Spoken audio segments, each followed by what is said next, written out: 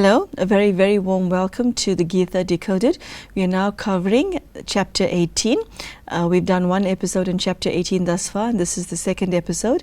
And because it's the last chapter of the Bhagavad Gita, we are going through every single shloka so that you, the viewer, can understand what is contained therein, not just the words, but from the view of a yogi who has been steeping herself in a spiritual practice for many decades. Sister Denise, very, very warm welcome to you once again. It's always great having you with us. Thank you. Sister Denise, we stopped at the end of the last episode in, I think it was verse 10, so now we will take up verse 11, which reads, "Indeed, embodied beings are not able to abandon actions entirely. He, then, who abandons the fruit of actions is called a man of renunciation." Could you please explain what is meant by the words in verse 11? One thing that I think is particularly relevant here, in Brahma Kumari's studies of Raj Yoga, in our teachings that we receive from Shiv Baba through the medium of Brahma Baba, it is very clearly stated that karma sannyas is not possible. So karma sannyas is the renunciation of action, because even if you're breathing, that's still karma. If you're drinking a glass of water, that's still karma. If you're walking along, it's still karma. So action, any action is karma. So as long as you're embodied, you are performing action. If you're in nirvana and you're not embodied, then only you can have a renunciation of action. So it's very interesting that God is clarifying that here. So he says, the only thing you can do is to renounce the fruit of action. And that means you can't actually even renounce the fruit of action, but you renounce your desire, your expectation, and your motivation to do actions because of an anticipated fruit.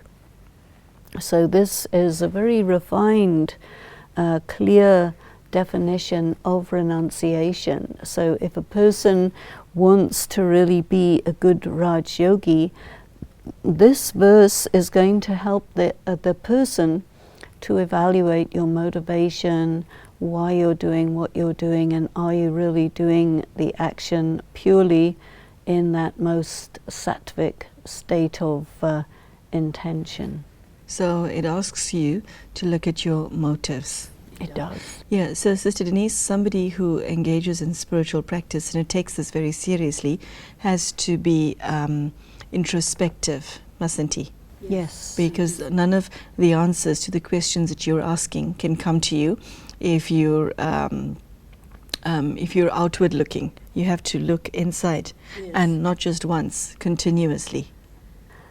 And so the main thing is one has to renounce materialism, the materialistic orientation, and really become spiritually inclined, spiritually oriented, and come from the inside, going into the outside and then returning to the inside.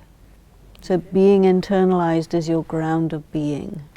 Okay, verse 12 reads, "The fruit of action for those who have not renounced when they depart, die, in brackets, is threefold, evil, good, and mixed. But for the renouncers, there is none whatever." I didn't understand that, Sister Denise, because I thought one who renounces receives good karma. So could you explain that, please? When he uses the word renounces, he means a renunciate, doesn't he? Because that's not a word, renouncer. Well, it's the people who take the position of karma sannyas, but it's in contradiction to what was said earlier, that you actually cannot renounce. So the principle behind the concept of karma sannyas is that you can renounce. And if you can renounce action, then anyway there's not going to be any fruit because you didn't do anything anyway.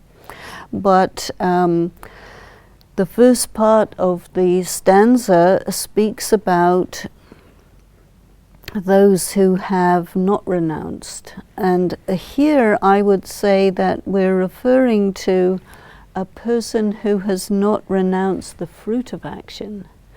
And if you say, okay, I am practicing to renounce the fruit of action, even then, when you die, you will get a good fruit, but you might not get it right away. And if you've done a negative karma, you will get bad fruit. And then mixed is for all the areas in between the two ends of the spectrum. So you could read this verse as referring to somebody who is trying to renounce the fruit of action. But the philosophy of karma says no matter what, you will get the fruit. It's like once you performed an action, you cannot escape the fruit, can you? That's right. Sister Denise, let's now go to verse number 13. Learn from me, O Arjuna, capital M, these 5 factors declared in the Sankhya doctrine for the accomplishment of all actions, which reads at verse 14, the seat of action, in brackets the body, the doer, the various organs, and the various separate activities, with the presiding deities as the 5th. That's quite a mouthful, Sister Denise. Could you share what is meant by this? You see, when it comes to the Sankhya doctrine, you're talking about the yoga of knowledge, all the details, but you're also back into the Vedas, very specifically into the Vedas. And so this is where you have the description of the presiding deities. So a person who is involved in the practice of Hinduism according to the Vedas would be very conscious of all the rules and regulations about different ritual actions. And so this is really referring to that.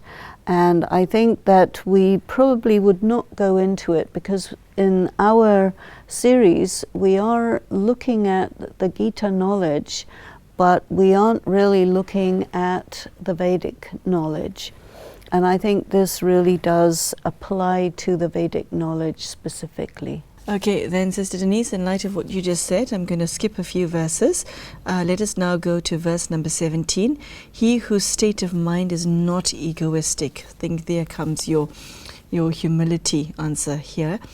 Whose intellect is not tainted. Even though he slays these people, he does not slay and is not bound by his actions.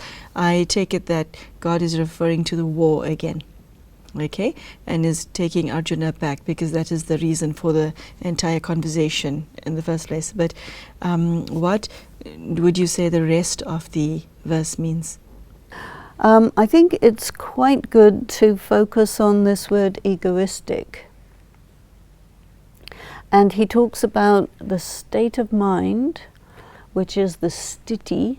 There are different levels of consciousness. The sthiti, then the intellect. He speaks of an untainted intellect. So the intellect could be Sattvic, rajasic, or tamasic. So if the intellect is rajasic or tamasic, then it's tainted. If the intellect is untainted, the intellect is pure. So the intellect is not using any devices to justify. So not egoistic means that you are not claiming the arrogance of I did this or I am doing this. When the intellect is pure and the mind is free from this attitude that the consciousness of I, we talk about this in Brahma Kumaris, the consciousness of I and mine. I did this. This is mine. I will take the fruits. And in the previous shlokas, it was also talking about that if you think that you are the one who did the action, it means you haven't understood. So it's a very, very subtle type of consciousness required that I perform actions in the remembrance of God, and therefore the action is surrendered to God, which implies I will not claim the fruit, I will not claim that I did it, I will not claim the recompense, the adulation or whatever for doing a pure action.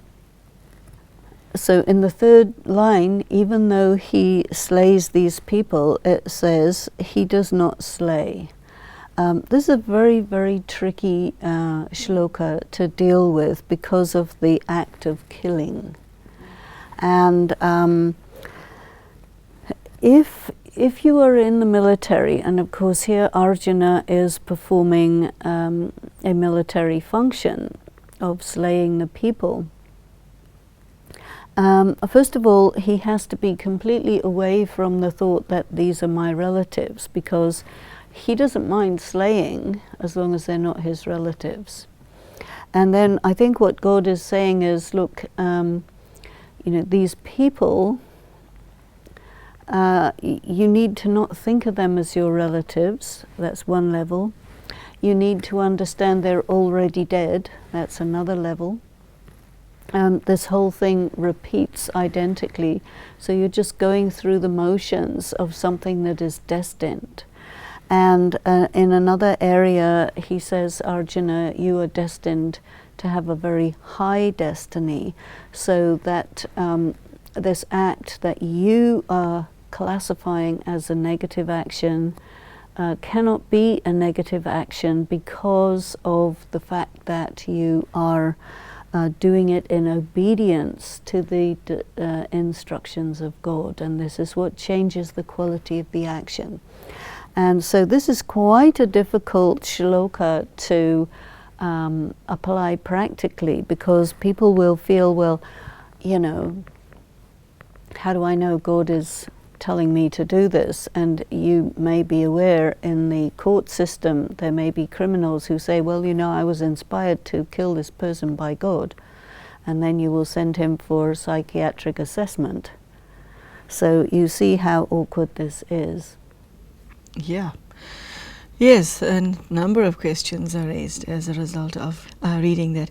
Sister Denise, on that note, is Arjuna called upon, in the scene in which he finds himself, is he called upon to kill something or someone, or many ones? It's an interesting question, because you can't kill someone because the person, the being, is immortal, and so the body is a thing, and so you can kill a thing, but then it's not immoral to destroy an object. So the whole difficulty of whether a person is a body or a soul, or what that's all about, is all of this is brought under question. And so that has to be meditated upon deeply, because you see, if we are moral people, we're not going to abandon our morals that easily. And you can see how Arjuna is sticking to his guns no matter what. And although we're almost at the end of the Gita, it's still going. Yeah, and the fact that God is still giving him the message at the end, it means that he knows that his son is somewhat unconvinced. That's right. Yes. So let's go on to verse 18. Knowledge, the process of knowing, and the knower are the threefold impulse to action. The instrument, the action, and the doer are the threefold basis of action. That's very poetic, but not easy for the Western intellect to necessarily understand what it means. And Sister Denise, verse 19 is the continuation of the same thought, which reads, it is declared in Sankhya that knowledge, action, and the doer are the three kinds, distinguished according to the qualities. And then he goes on further to describe what that is in verses 20 onwards. Let's do this step by step. So first of all, you've got the three things: knowledge, So you have information about good, neutral and negative action. So you have that. Then the process of knowing has to do with your power of discrimination, your conscience, your perception, and so on, and then yourself, you see. So it means that when you're introspecting and you're trying to evaluate who you are and what you're doing and why you're doing it, it gives us quite an interesting angle from which to approach this. And he calls this, each one is an impulse to action. And so potentially the process of knowing can come in conflict with knowing. And then again with you. So you need to have all the three lined up before you can go ahead and do an action. And so it is really asking us some very fine tuning here. Okay, Sister Denise, the answer is given from verse 20 onwards, and I'll read it verse by verse. That knowledge by which one sees one imperishable being, capital B, in all beings, small b, undivided in separate beings, knowing that knowledge to be Sattvic. Yeah, that's preceded by verse 19, which says that this description is Sankhya. Sankhya gives the idea that everything is one thing, you know. So you have the idea of Advaita, where everything is one, which implies the idea of the omnipresence of God. So you see, earlier we saw that Sankhya says that, you know, God divides himself up into little fragments, of which each fragment is someone. So if you see the fragment, you're not seeing the whole, so you're missing something. And I think that what we would say in the Raj Yoga of Brahma Kumaris is that we would not actually consider this to be Sattvic way to look at action, but slightly differently. And what we would say is this, that you perform actions in remembrance of God because you want to have your karma with God.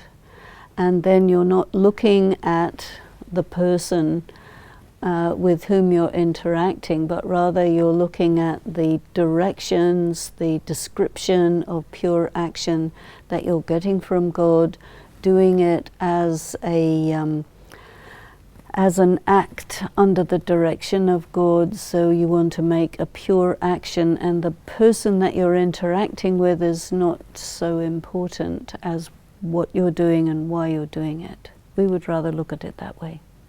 Verse 21, but that knowledge which sees in all beings separate entities of various kinds by differentiation, know that knowledge to be rajasic. Yeah, that's interesting, because I think this description of action, rajasic action, according to the Sankhya system, if you look at it from the system of Raj Yoga that we practice in Brahma Kumaris, we would see, well, yeah, you do need to be aware that there are different people of different types and so on, but that doesn't impact your motive. So the position that we have is actually a little different from these descriptions of sattva, rajasic and tamasic action. So it's interesting to see that difference. And Sister Denise, I would now like to go on to verse 22, that, in brackets, knowledge, however, which is attached to one single effect as if it were all, and without reason, without a real purpose and small insignificance, is declared to be tamasic. And I thought of watching television and whether it falls into this category, because it has become an international favorite pastime. I just wondered whether that will fall into this category. But what is your take on this? Well, watching television, there's many different types of programming. That is true. And so what you're watching, why you're watching it, and for how long you're watching it, and are you watching it to just relax? Are you watching it to gain information? Are you watching it for educational purposes? Is it entertainment? Is it cultural? Is it indulgence? Is it, there's so many things. But Sister Denise, the interesting thing about watching television, and this is why I raised it, is because it becomes second nature to a lot of people. It's now common for people to come home and the first thing they do is, apart from putting your bag down on the floor or on the nearest table, is to grab the remote and do that. Okay, and above and beyond that, not ask yourself, why am I watching television? It's there. I'm watching it. You see, so it's become such a deeply entrenched habit, but it's something that I thought of in this context. But setting aside the television issue. No, I think what you've raised is a very important point, because what you're talking about is television as an addiction. Yeah. And an addiction is there when the person is weak, and it makes the person weaker.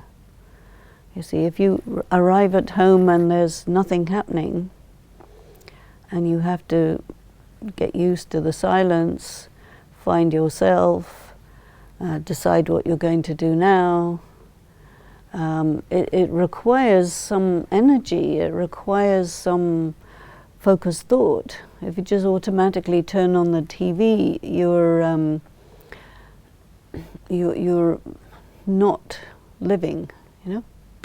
Oh, wow, Sister Denise, there are millions then who are, by virtue of your definition, not living. Not consciously living, you know? Yes, let's take that subject up later, because it's I've got 1,000 questions on it, but let's take it up later. What is your understanding of verse 22 without my television example in that? Well, I think it's pretty clear that people are very often doing things for petty reasons, as if that's the only thing in the world. They don't have things in perspective. And yes, definitely here we can say tamasic is referring to something like really small-minded, petty, ordinary, and that is not how we need to be doing things. Next question that I have is a very long one for you, but I think we'll stop here because we won't have time between now and the end of this episode.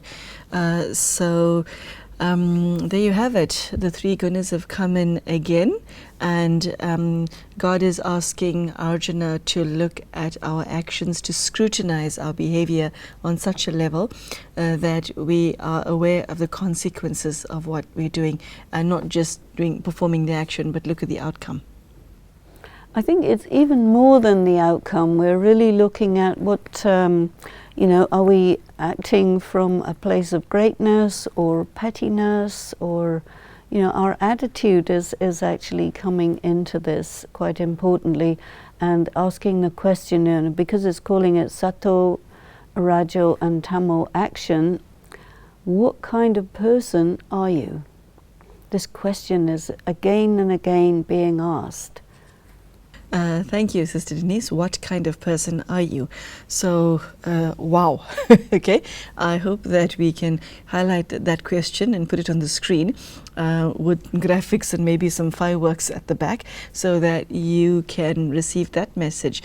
That is a very powerful note, Sister Denise, on which you ended today's episode. What kind of person are you? Yeah.